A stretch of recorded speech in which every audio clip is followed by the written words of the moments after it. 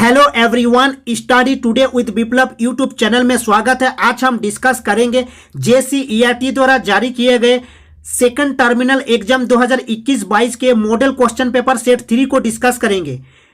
Class 12 subject history. यहाँ पर आपको टोटल 40 पूर्णांक देखने को मिलेगा और समय मिलेगा 1 घंटा 30 मिनट। तो जनरल इंस्ट्रक्शन को ध्यान से पढ़िएगा। जनरल इंस्ट्रक्शन यहाँ पर देखिए, यहाँ पर टोटल नंबर ऑफ क्वेश्चन 19 देखने को मिलेगा। प्रथम 1 से 7 तक अति लघुत्तर प्रश्न है। अति लघुत्तर प्रश्न है, एक वाक्य में देना है और प्रत्येक प्रश्न पर 2 अंक मिलेगा।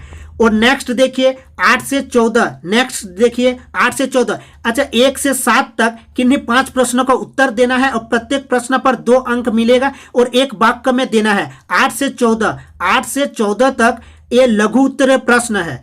पहले 1 से 7 अति लघु उत्तर प्रश्न और 8 से 14 लघु उत्तर प्रश्न। यहाँ पर आपको 50 शब्दों में उत्तर देना है 8 से 14 तक और प्रत्येक प्रश्न पर 3 अंक निर्धारित है। फिर नेक्स्ट देखिए 15 से 19 जो है दीर्घ उत्तर प्रश्न है। यहाँ पर आपको प्रत्येक प्रश्न पर 5 अंक मिलेगा और किन्हीं 3 प्रश्नों का उत्तर देना है। और 8 से जो 14 है किन्हीं 5 प्रश्नों का उत्तर देना है। याद रखिएगा 3 अंक निर्धारित है 8 से 14 तक, ठीक है। किन्हीं 5 प्रश्नों का उत्तर देना है और यहाँ पर 15 से 19 में 3 प्रश्नों का उत्तर देना है और दीर्घ उत्तर प्रश्न है। तो 15 से 19 जो क्वेश्चन है हम नेक्स्ट वीडियो में डिस्कस करेंगे क्योंकि यह काफी समय लेगा। तो चलिए वीडियो को शुरू करते हैं।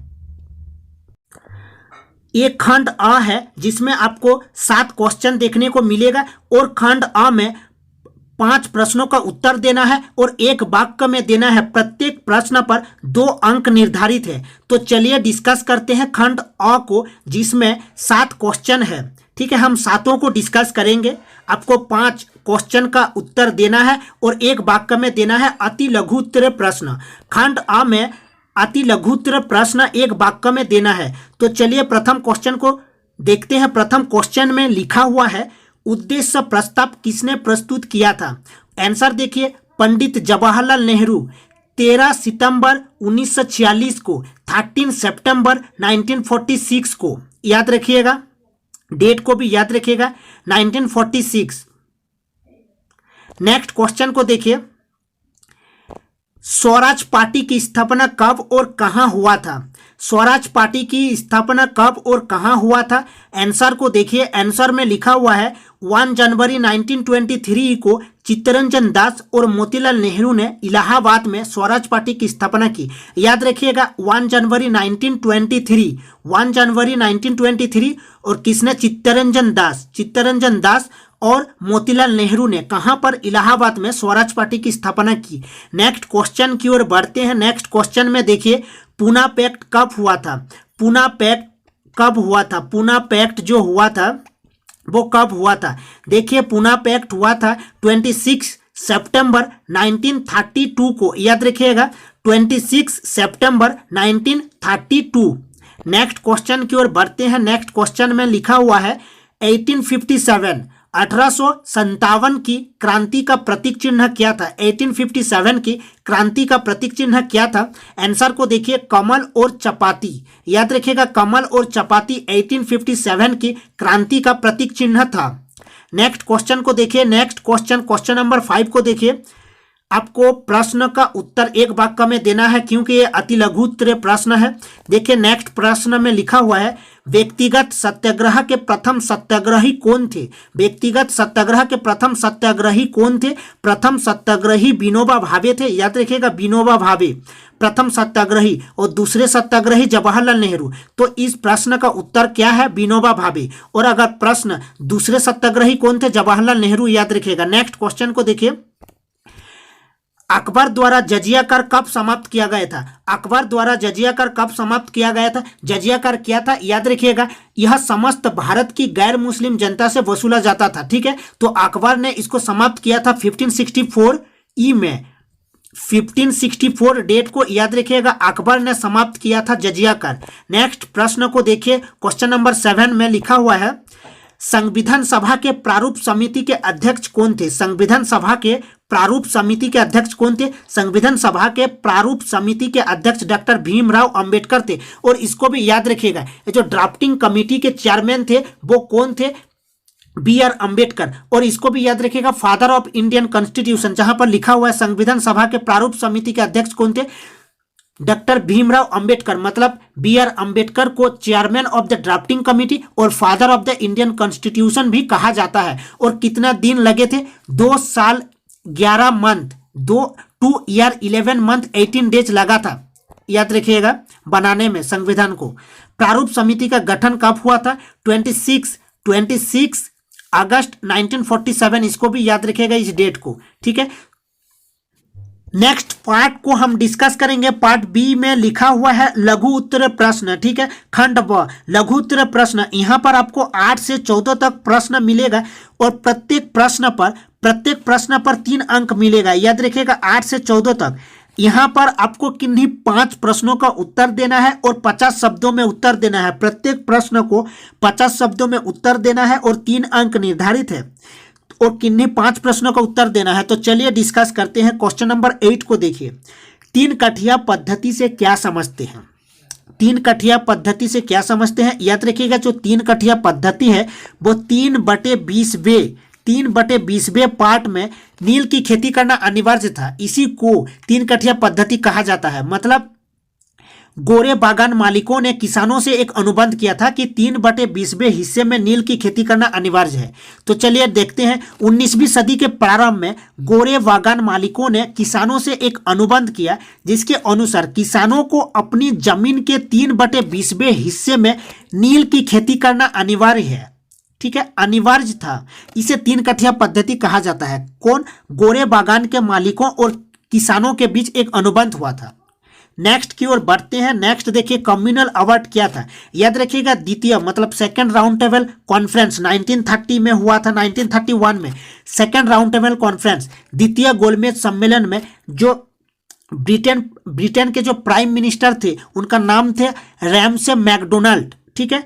उन्होंने घोषणा की कि सांप्रदायिक समस्या को भारतीय असफल रहे उसको हल करने में, इसीलिए हल कौन करेगा? ब्रिटेन करेगा, ठीक है। यही था कम्युनल अवार्ड। तो डिस्कस करते हैं। देखिए, द्वितीय गोलमेज सम्मेलन में जो सेकंड राउंड टेबल कॉन्फ्रेंस था, द्वितीय गोलमेज सम्मेलन में ब्रिटिश सरकार ने घोषणा की थी कि सांप्रदायिक समस्या को हल करने में भारतीय असफल रहे, इसलिए सरकार इस समस्या का समाधान करेगी। कौन सा सरकार? ब्रिटेन सरकार। रैमसे मैकडोनाल्ड प्राइम मिनिस्टर थे ब्रिटेन के, तो ब्रिटेन सरकार हल करेगी। इस घोषणा में मुसलमानों, सिखों, भारतीय ईसाई आदि को पृथक प्रतिनिधित्व दिया गया, ठीक है। इसकी घोषणा 16 अगस्त 1932 को प्रधानमंत्री रैमजे मैकडोनाल्ड ने की थी, जिसे कम्युनल अवार्ड या सांप्रदायिक पंचायत कहा जाता है। याद रखिएगा, इसी को कम्युनल अवार्ड कहा जाता है। नेक्स्ट की ओर बढ़ते हैं। नेक्स्ट देखिए, क्वेश्चन नंबर 10 को देखिए। खिलाफत आंदोलन से क्या समझते हैं? खिलाफत आंदोलन से क्या समझते हैं? देखिए, खिलाफत मूवमेंट हुआ था 1919 में या 1920, याद रखिएगा, ठीक है। और अली ब्रदर्स, शौकत अली और मोहम्मद अली ने इसका प्रतिनिधित्व किया था। तो चलिए डिस्कस करते हैं। देखिए, प्रथम विश्व युद्ध के बाद ब्रिटेन एवं तुर्की के बीच होने वाली सेवर्स की संधि, कौन सा संधि? सेवर्स की संधि से तुर्की के सुल्तान के समस्त अधिकार छीन गए। कौन सा? न सेवर्स की संधि से तुर्की का जो सुल्तान, तुर्की के सुल्तान के समस्त अधिकार छीन गए और एक तरह से तुर्की राज्य छिन्न भिन्न हो गया, ठीक है। तो इसके बाद प्रथम विश्व युद्ध में भारतीय मुसलमानों ने तुर्की के खिलाफ अंग्रेजों की इस शर्त पर मदद की कि वे भारतीय मुसलमानों के धार्मिक मामलों में हस्तक्षेप नहीं करेंगे। भारतीय मुसलमान अंग्रेजों से घृणा करने लगे। यह स्थिति हिंदू मुस्लिम एकता के लिए उपयुक्त थी। 23 नवंबर मतलब 23 नवंबर 1919 को समूचे देश में खिलाफत दिवस मनाया गया? नेक्स्ट की ओर बढ़ते हैं। नेक्स्ट देखिए क्वेश्चन नंबर 11 को। नेक्स्ट देखिए क्वेश्चन नंबर 11 को, रॉलेट एक्ट पर टिप्पणी लिखे। जो रॉलेट एक्ट था उस पर आपको टिप्पणी लिखना है, 50 शब्दों में इसका उत्तर देना है। तो चलिए डिस्कस करते हैं। 21 मार्च 1919 ई में ब्रिटिश सरकार ने रॉलेट एक्ट लागू किया। रॉलेट एक्ट लागू किया कब? 1919 में। याद रखिएगा, भारतीय ने इसे काले कानून की संज्ञा दी। भारतीय ने रॉलेट एक्ट को काले कानून की संज्ञा दी क्योंकि इसके अंतर्गत बिना मुकदमा चलाए किसी को भी नजरबंद कर सकती थी सरकार। कौन? ब्रिटिश सरकार। ठीक है, नजरबंद मतलब जेल में डाल सकती थी। ठीक है, तो उसके बाद महात्मा गांधी ने इसे काले कानून को समाप्त करने की अपील की। महात्मा गांधी ने इस काले कानून को समाप्त करने की अपील की। किससे अपील की? ब्रिटिश सरकार से। ठीक है, और इन्हें यदि वापस नहीं लिया तो सत्याग्रह करने की बात कही। अगर ब्रिटिश सरकार इस काले कानून को मतलब रॉलेट एक्ट को अगर वापस नहीं लिया तो सत्याग्रह करने की बात कही। किसने कहा था? महात्मा गांधी ने। नेक्स्ट क्वेश्चन की ओर बढ़ते हैं।